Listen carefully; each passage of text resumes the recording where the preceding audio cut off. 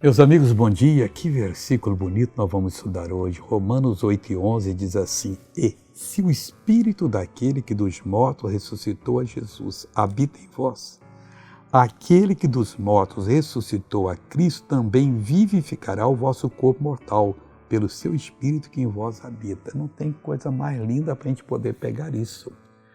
Eu recebi o batismo no Espírito Santo. Se você recebeu, nós temos o Espírito daquele que ressuscitou a Jesus dentre os mortos. E aí enfatiza, aquele que ressuscitou a Jesus, a sua Cristo, também vivificará o vosso corpo mortal. Então nós temos aqui a promessa de Deus, se Ele habita em nós, o nosso corpo mortal vai ser vivificado, porque Ele pelo seu Espírito, que em nós é pelo Espírito Santo. O que nós temos que fazer?